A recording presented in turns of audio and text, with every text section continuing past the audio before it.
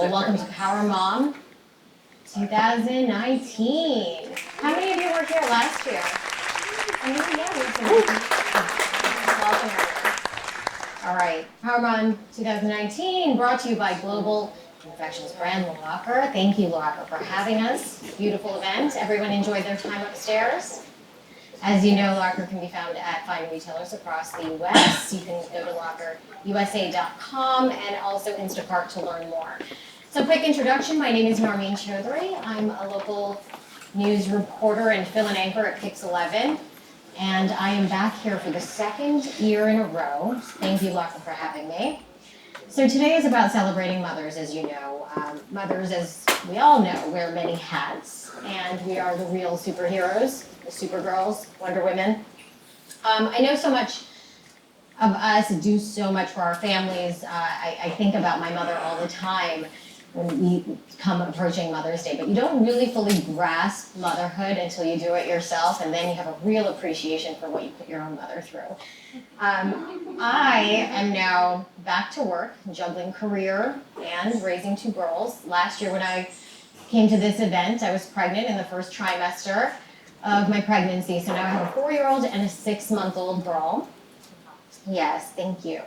And so I know so many of us are trying to do it all, and we're going to have a lot of that conversation with our guest, Maggie Gyllenhaal. Let's welcome her to the stage. We're going to be talking about everything you want to know. Welcome, Maggie. All right. So, again, thank you for joining us. And we want to start off with what I was talking about. Going back to work for myself just a few weeks ago after maternity leave was just jarring, going from 1 to 2. Mm-hmm. You have a career that is so incredibly time consuming. How do you talk to anybody about balance when you're asked? I think it's just like a constant shifting. You know, it's not like you hit a balance and then you have it. Like there are moments where you really feel in balance, and then there are moments where I feel out of balance.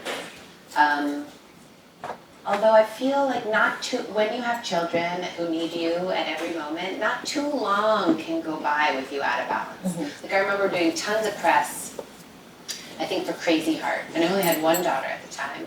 And I remember like a few days had gone by where I like didn't know what she'd had for dinner. You know, like I was out every night, mm-hmm. and I just like started to go like, something's off here. I gotta like hook back in. So when something goes off balance, then you bounce the other way. And then sometimes you're home all the time with the kids, and you're like, I need to work, and I need to talk to a grown up, and like, and something's off in that way. You know, so it's like you're constantly shifting. And you also talk about mothers being kind of the single most biggest influence in your life. Mm-hmm. What's a key moment in your life that kind of drove that belief? Well, I kind of, I believe that in a kind of almost a spiritual way. You know, I believe when you think about Freud, you think about even like sort of mythic ways of thinking about the way that the world is organized. I mean, we were created inside of our mothers, and what was happening in our minds when we were in there. And I guess I can't really give you like an intellectual rational reason why I think that. I just think we're inextricably connected to our mothers. You know, in our fantasies of who our mothers were, realities of who they are. I think about that a lot because a couple of years ago I lost my mother to breast cancer, and so thinking about her influence on my life as a mother is something I constantly think about now. So that influence and just like those little nuggets that you think about like how you were raised. Like, are there parts of that that you want to implement in your own children sometimes? Yeah, I think this is interesting. I mean, and it sounds then like you're starting both with your new daughter as you've lost your mother. Like, what a kind of difficult and incredible place to be, I think if we don't pay attention and be really conscious, we will repeat all sorts of things that our parents did, that our parents gave us, some of which we're happy to repeat and some of which we're not. And so I think for me anyway, part of becoming a mother And I was pretty young also. I was 28 when my first daughter was born. So like I was becoming a grown-up too, you know, in a way. But was figuring out what I want and how I want to mother and how that's different from the ways that I was mothered and how it's similar, you know? I mean, there are things I don't want to repeat at all. And then there are things that are great gifts, you know? It's like, but I think if we're really tired and we're not paying attention and we don't put the work in to figuring out who we are, I think the tragedy is it just gets repeated. You touched a little, we've been chatting backstage, but you know, we always talk about whether it's balancing or trying to do it all. I always say I fake it till I make it, you know, and people always see us through our like social media lives or something like that. But I mean, you know, there are a ton of motherhood highs, but there's also a ton of lows. Yeah. If I asked you about your motherhood high and your low, what would you think of? You know, it's interesting. I mean, I could go really deep down that. Or the first thing that came to mind, though, was like just a couple of times with each of my daughters where I just somehow had the wisdom for a minute to like really tell the truth, like in a quiet way about something, and the reaction on their face. Like you could see, like, oh, I was just talking right to you. Mm-hmm. There was none of that fake it till you make it or whatever you said, or none of that, like, you know, gonna balance everything, hey, it's fine. Like just straight up normal communication, pure, and the effect that it had on them. Like I can think of just, you know, maybe 5 times with each girl where I was like, that's where the really valuable stuff lives. Then I can ask you about the low. The low. I mean, the low is the opposite. The low is like when you're moving too fast and you're exhausted and you're scared because there's so much you're responsible for. I mean, that is so intense, I feel like, to go from being only responsible for yourself to all of a sudden being responsible for literally the survival. Your children are getting older. I mean, they're 12 and 7, I believe you said, right? Mm-hmm. And mine are 4 and 6 months. So is that responsibility factor something that kicks in more as they get older? Because 12 is an age that scares me. It's so interesting. I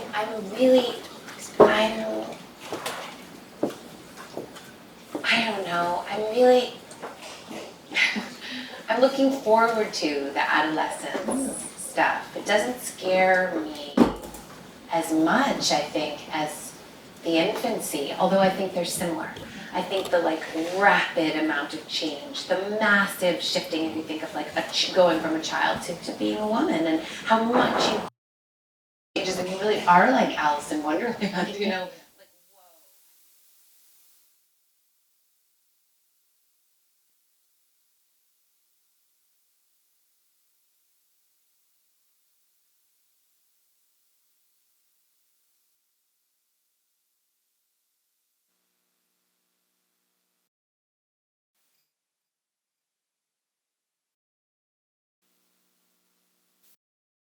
Others, like it's, you know, it's designed to fail in some ways. You are not a mother, and then all of a sudden you are a mother and responsible for a baby.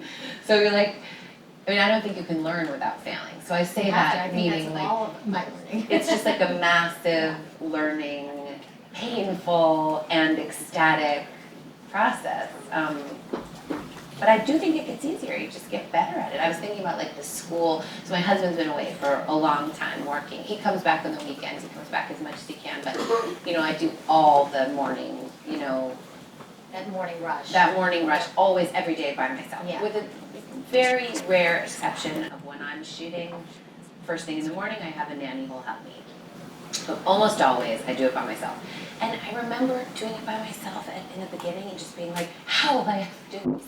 How will I get this done? You know what I mean? You're like, how can I get their shoes on and the lunch made and the breakfast made and the cat's fed? And you're like, and now I'm like, okay, I am. Still, we run into all sorts of problems and things. Oh, where is the French homework or whatever? I'm like, yes, things go wrong all the time, but I am so much better at it 12 and a half years in. I'm very proud to say. It is so funny because racing, I'm just going through that in less than a year of like racing the daughters You have up. one baby on you. One baby on, and I thought I did it so well, and then I realized as I was walking, I was like, something smells weird, and it's straight up baby vomit all on this side, and I was like, everyone was looking at me a little strangely today, but it's all right. I still got her to school on time. So Yeah, and sometimes you don't get her to school on time, and like that is okay too. Yeah. I mean, to mostly be you okay want with to try, but like, you yeah. know, things do go wrong. And I mean, God, I remember also like, I didn't even know I needed a diaper bag, Right. you know, when It's a lot to carry. nobody told me. And I remember going out with my oldest daughter when she was very young, and she pooped and it got everywhere, and I just sort of was like, I don't know what to do. Spare clothes, that's a thing, we have to bring Right, spare and clothes. wipes and diapers. I mean, in the very, very beginning, nobody told me. Yeah. And then, you know, you learn. And then the next time you go out, you have 6 changes of clothes, and You you're like have overpacking. you know, yeah, that's true. You can go way too far in the other direction. What's like advice that you wish, I mean, aside from somebody telling you to have a diaper bag, what's the bit of advice that you think you wish you had when you started the motherhood journey?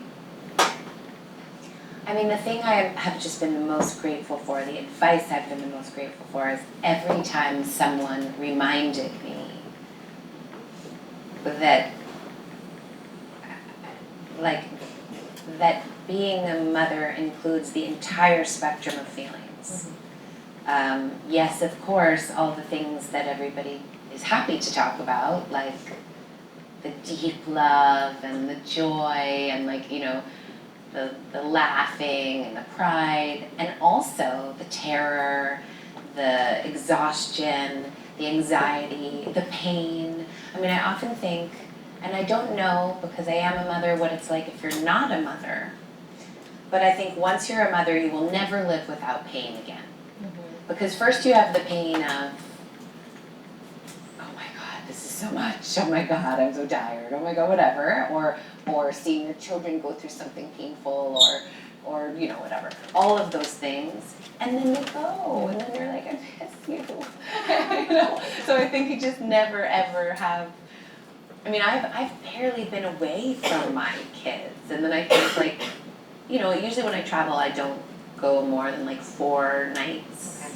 And when they were littler, less than set that. That rule for yourself. I mean, you can just feel it. Like I was saying about the balance, like more than that, and everyone's like, too much, too much. What was I saying? I don't know, just that, like, what's gonna happen when she like they go to college? You know, really, truly, I know everybody says that, but I think that's gonna be so painful. You know? I remember holding on to my mom and not letting go, and I never thought I was going to have that reaction going off to college. I thought I was going to be like, bye, see ya, because I had such a strict household, but like growing up, I held on to my mom and bawled my face off, and I was like, where did this come from? So yeah, maybe we should do that too. Yeah, maybe. But you don't want, I mean, yes, of course, that's fine, but you want them to go, right? It's like this double, you want them to be like able to live in the world and be happy and like go out there and you don't want them to go, you know. I just think that's gonna be hard. Do you think you've been able to savor every moment of motherhood? Like No. And when especially when I had little kids, and still people would say to me, I was just going to say, you're like, always say that to you. Right? Okay, thanks. I'm sure your kids are grown up, but right now I haven't slept and I can't even deal with anything. Like, you're like, okay, thanks so much. You know? Yeah, I'll savor this moment. Yeah. But then at the same time, something does go in where you're like, oh, I don't have babies anymore, you know, and I do miss that so much. I mean, I savored some of it, and then other things I didn't. Thank goodness for those endless iPhone albums we can go through, right? So countless studies show us that working moms regularly take on the second shift. Like, so when we get home and we have to do the household chores and then take care of our kids and all of that. I mean, do you feel like you have to do some of that? It's the first shift when you're working on the set, coming home, second shift, dealing with the family, the kids, the house. Somebody else mentioned this to me, this idea of like a second shift, and I was like, I never am not mothering. I mean, yeah, of course, other things happen. You go to work, you're focused on your work, or you're with your girlfriends, or whatever, with your husband. But I guess I feel like you're always like, oh, God, someone that I need to get that cat results. Okay, just do the little Yeah. thing. Okay.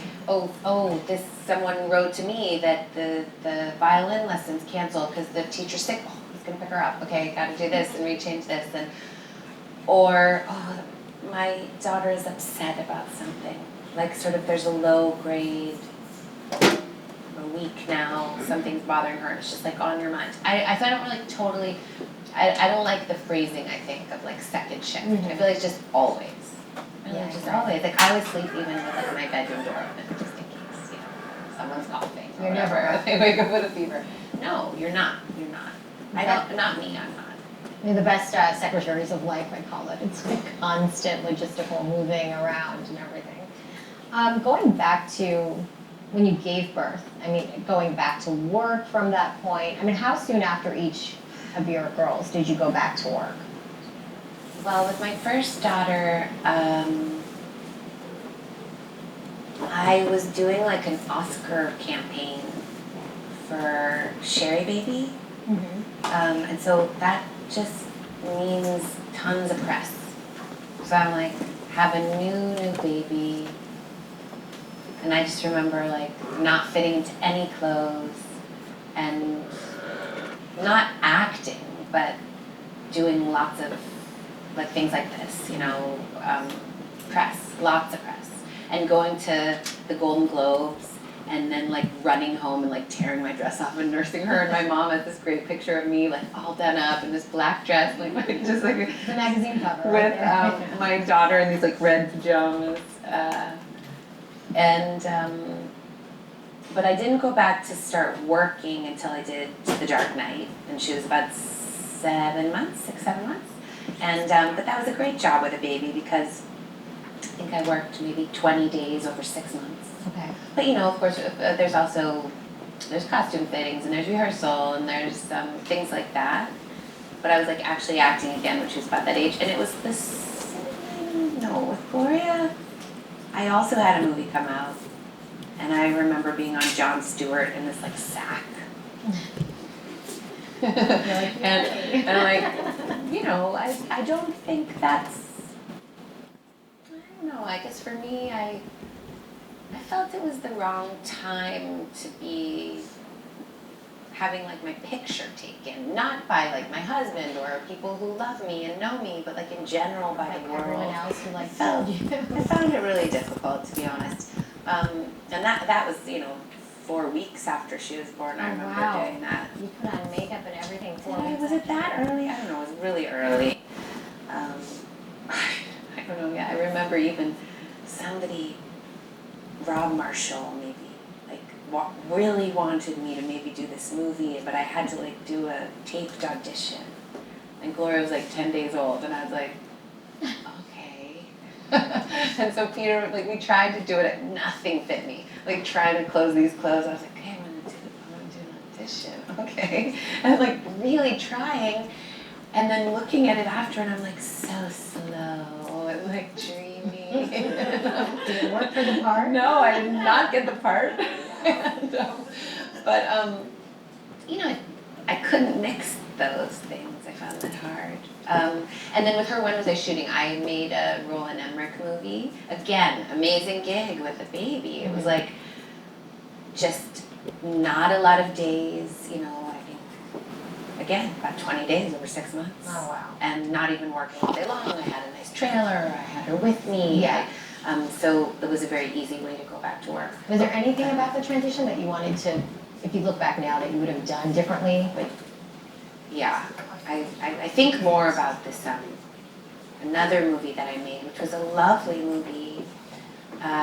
It shot in Ireland and New Mexico. And I loved it. I loved the movie, I loved the people, but it was too much. And I took both my kids with me, and I took our nanny, and my husband was working, but he came for some of it, but it was like, it was too much. We showed up, and I learned, but this is the thing, I really, truly learned so much. So I took both my kids to New Mexico. We're there for about 3 weeks, which is like, whoa, working. And they were how old at this time? I guess Ramona was 5.5, and Gloria was 6 months. Okay.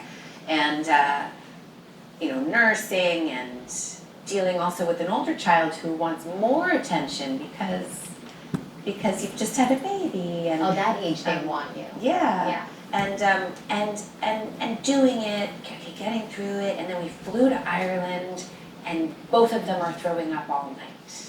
And I did bring a nanny with me, which I usually don't travel with a nanny, but I had this little baby, and I certainly never would ever think to wake her up in the middle of the night or like anything like that.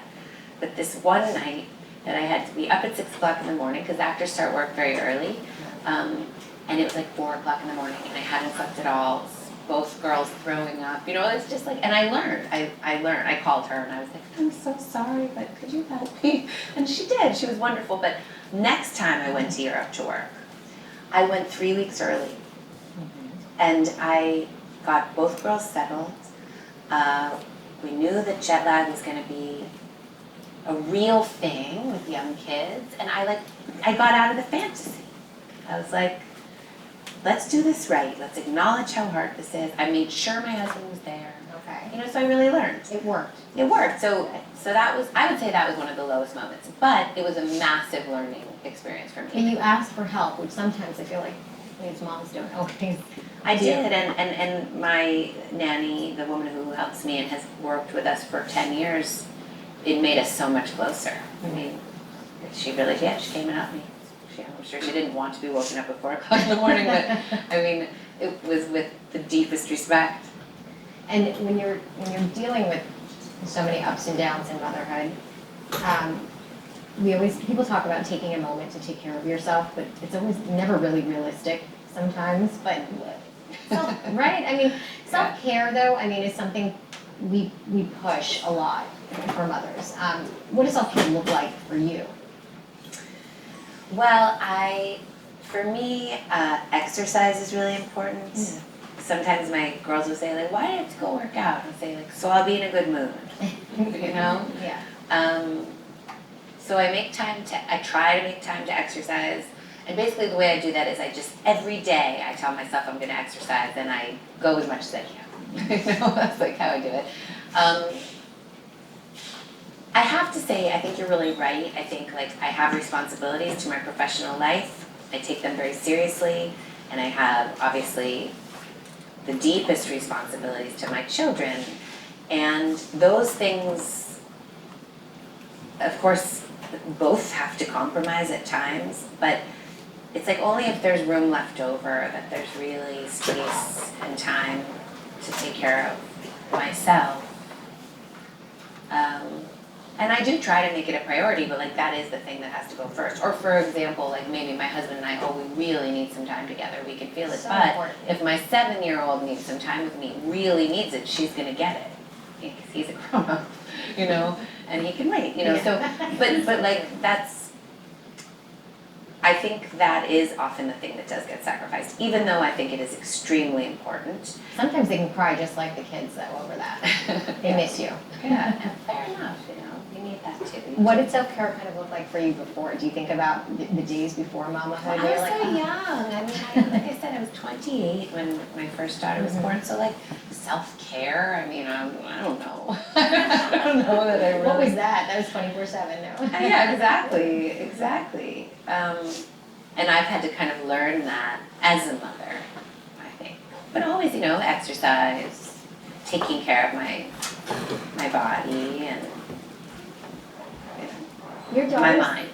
And your daughters are in such an important age, I think, 12 and 7. They ask a lot of questions. It's hard to ignore the news these days, and so much of what we experience, they see us experience it, and social media brings everything in their face, and I'm sure they're talking about some things with their classmates. There's racism, there's sexism, bigotry, all these conversations that are kind of taking place in our world.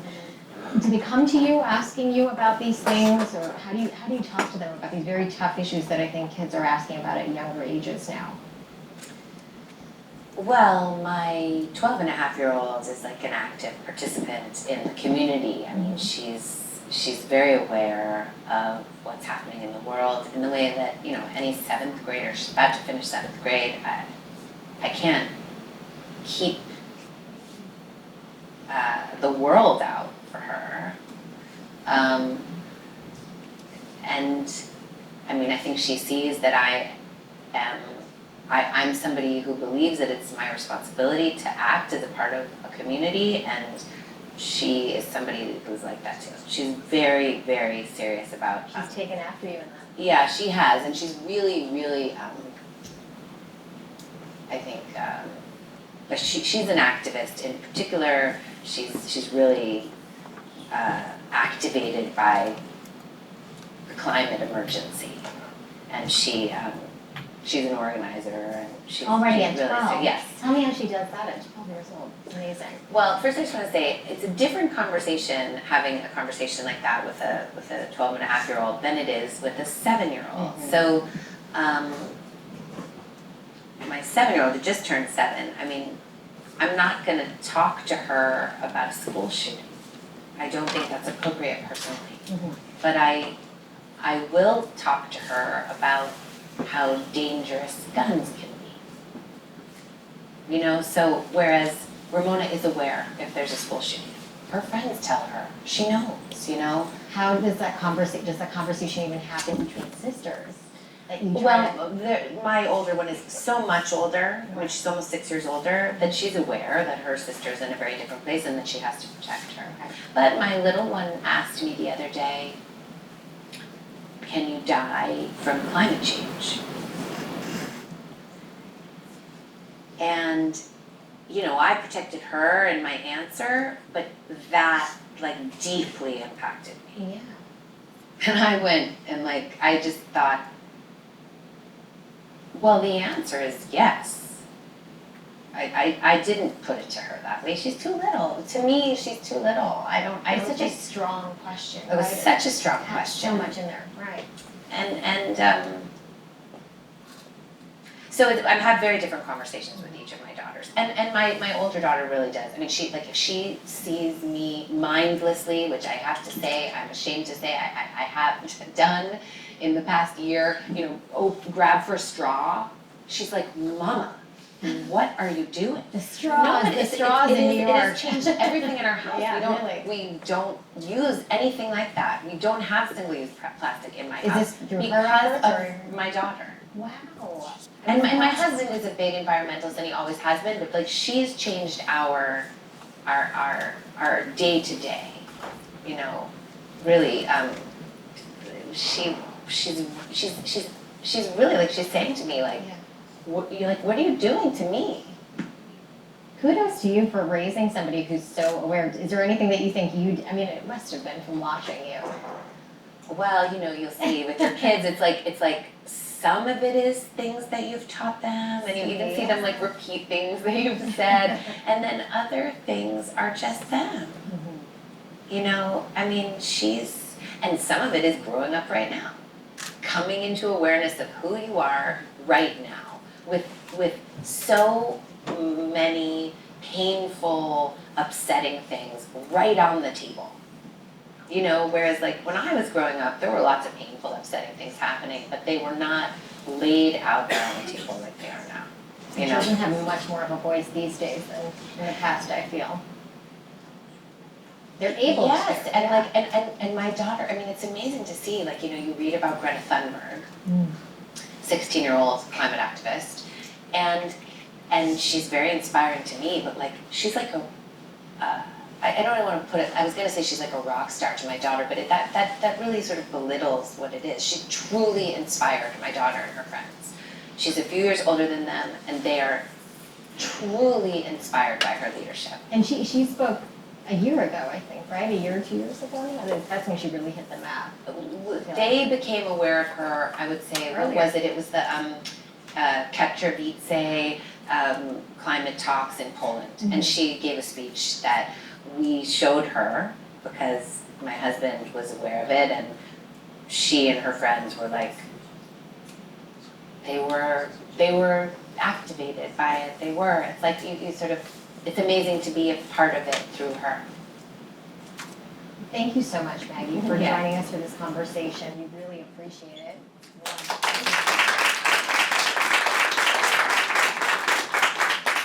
I really appreciate you talking so candidly about motherhood. We know sometimes we don't always feel as open to talk about the goods and the Do you still bads, think right? I'm a power mom? I mean, is she not?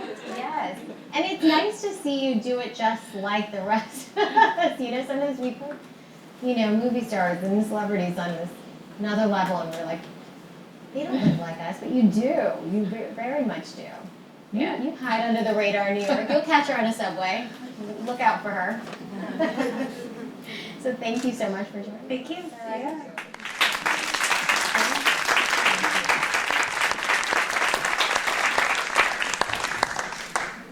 All right, everyone. Hope you enjoyed that. Did you learn a lot? And get a lot of head nods like, yes, I live like that too.